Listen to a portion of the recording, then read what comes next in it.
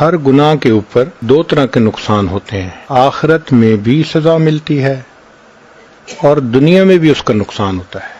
ان میں سے ایک نقصان تو یہ کہ دل پریشان رہتا ہے۔ آپ کسی بندے کو دیکھ لیں جو جھوٹ بولتا ہو یا کسی سے حسد کرتا ہو یا کسی غلط تعلقات میں پھنسا ہو، دل بے چین ہوگا، حالانکہ اس کے پاس مال پیسے کی بہتات ہے، جو چاہتا ہے کھائے، جو چاہتا ہے پیے، جہاں چاہتا ہے سوئے، دل پریشان۔ خود زبان سے بھی کہے گا کہ جی ظاہر میں سب کچھ ہے، دل پریشان ہے، سکون روٹھ جاتا ہے، اس کے نکال لیا جاتا ہے اس کے دل سے۔ ڈپریشن، ٹینشن، ہر وقت اسی کا مریض بنا ہوتا ہے۔ زندگی پرسکون نہیں ہوتی، بلکہ ایئر کنڈیشن کمروں میں کمبل لے کے لیٹا ہوتا ہے، کروٹیں بدلتا ہے، نیند نہیں آتی، نیند کی گولیاں کھانی پڑتی۔ نیک بندہ تو زندگی میں ایک دفعہ مرتا ہے، یہ بیچارہ دن میں کئی دفعہ جیتا ہے، کئی دفعہ مرتا ہے، ایسا پریشان ہوتا ہے، اور خود کہتا ہے اس جینے سے تو مر جانا بہتر ہے۔ بنیادی وجہ کیا ہوتی ہے کہ گناہوں کے اثرات ہوتے ہیں۔ ایک اور وجہ گناہوں کی وجہ سے جو پیش آتی ہے کہ عبادت کی توفیق چھن جاتی ہے۔ چنانچہ انسان اگر بدنظری کا ارتکاب کرے، تہجد کی توفیق نہیں ملتی، تکبیر اولیٰ کی توفیق نہیں ملتی، مسنون دعائیں بہت سارے لوگوں کو یاد ہوں گی، موقع پہ پڑھنی یاد نہیں آتی۔ یہ گناہوں کا وبال ہوتا ہے۔ ہمیں ایک حافظ قرآن نوجوان ملا، کہنے لگا حضرت حفظ قرآن کیا ہوا تھا 9 سال میں، کبھی ناظرہ بھی قرآن ختم نہیں کیا۔ توفیق چھن جاتی ہے، فجر کی توفیق نہیں ملتی، قضا ہو جاتی ہے، آنکھیں نہیں کھلتی، الارم لگا لگا کے رکھتے ہیں، الارم بھی بند کر دیتے ہیں، پتہ بھی نہیں ہوتا کیا یا نہیں کیا۔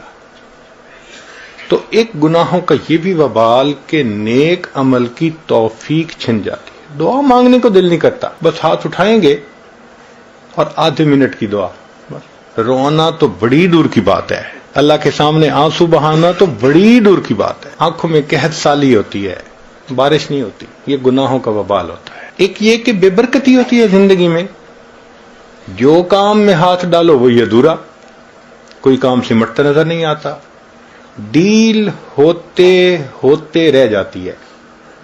وہ جی بڑے لوگ بچی کا رشتہ دیکھنے آتے ہیں، خوش ہو کے جاتے ہیں، دوبارہ رابطہ کوئی نہیں کرتا۔ وہ جی بچے کا کوئی بزنس کا سبب نہیں بن رہا، یوں لگتا ہے کہ اتنی محنت کے باوجود کام سمٹتا نظر نہیں آتا۔ تو اس کی وجہ کیا ہوتی ہے؟ بے برکتی ہوتی ہے، نہ وقت میں برکت، نہ صحت میں برکت۔ اب 22 سال کا نوجوان ہو اور شکایت کرے جی کہ مجھے لو بیک پین ہے، تو یہ بے برکتی کے سوا اور کیا ہے؟ 18 سال کا نوجوان، حضرت بیٹھتے ہوئے اٹھتا ہوں آنکھوں میں اندھیرا آ جاتا ہے، 18 سال کی عمر میں صحت میں برکت ہی نہیں رہی۔ تو نہ وقت میں برکت، نہ صحت میں برکت، نہ رزق میں برکت۔ جتنے گھر کے افراد ہیں سب کے سب کمانے والے، خرچے پورے نہیں ہوتے، اس کو بے برکتی کہتے ہیں۔ تو گناہوں کے وبال، ایک وبال یہ بھی ہے کہ نعمتیں زائل ہونا شروع ہو جاتی۔ خود کہتے ہیں حضرت ایک وقت تھا لوگوں سے لاکھوں لینے تھے، آج ایک وقت ہے کہ لوگوں کو لاکھوں دینے ہیں۔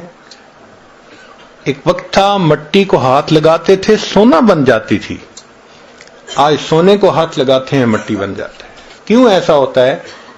کہ جو پروردگار نعمتیں دینا جانتا ہے وہ پروردگار نعمتیں لینا بھی جانتا ہے۔ تو گناہوں کی وجہ سے اللہ نعمتیں واپس لے لیتے ہیں۔ تو آخرت میں تو جو سزا ملے گی وہ تو اپنی جگہ، دنیا میں ہی ان گناہوں کی وجہ سے مصیبتیں ہوتی ہیں انسان کے سر پر۔ اس لیے ان گناہوں کا ایک ہی حل ہے کہ انسان ان سے توبہ کر لے۔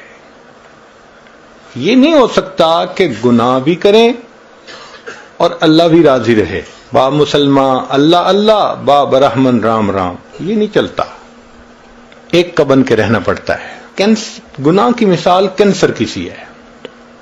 اگر جسم کے کسی حصے میں کینسر ہو، اس کا ایک ہی حل ہے کہ اس کو آپریٹ کر کے کاٹ دیا جائے، اس کے سوا دوسرا حل نہیں ہے۔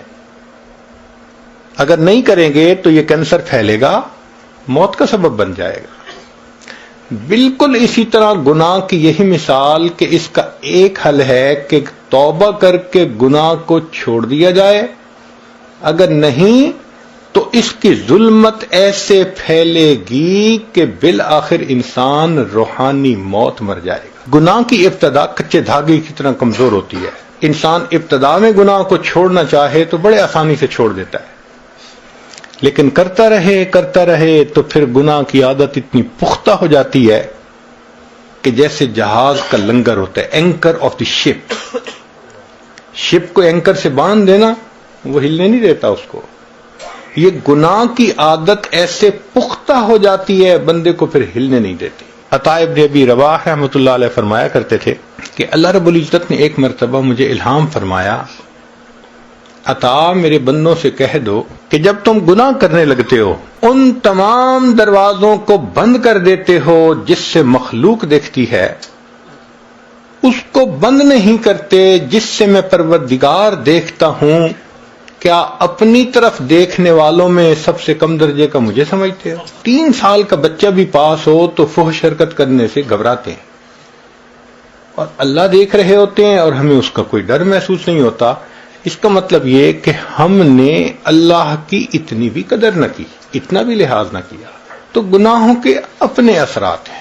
ہمارے ایک بزرگ فرمایا کرتے تھے کہ جو شخص علم اور ارادے سے گناہ کرنا چھوڑ دیتا ہے، اللہ تعالیٰ اس بندے کی دعاؤں کو رد کرنا چھوڑ دیتا ہے۔ پھر ایسا بندہ جب ہاتھ اٹھاتا ہے اللہ تعالیٰ اس کے ہاتھوں کی لاج رکھتے ہیں۔ مختلف چیزوں کی اپنی اپنی تاثیر ہوتی ہے۔ آگ گرم ہوتی ہے، برف ٹھنڈی ہوتی ہے، پانی گیلا کرتا ہے۔ اب کوئی بندہ کہے جی کہ میں پانی میں بھی رہوں گیلا بھی نہ ہوں، بھئی کیسے ہوگا؟ آگ کے پاس بھی بیٹھوں گرمی بھی نہ آئے تو آگ کیسی؟ جی برف ہاتھ میں پکڑوں ٹھنڈی نہ لگے، بھئی برف کیسی؟ تاثیر ہے اس کی۔ جس طرح ہر چیز کی مادی طور پر تاثیر ہے، اسی طرح گناہ کی یہ تاثیر ہے کہ بندہ کا دل پریشان رہتا ہے۔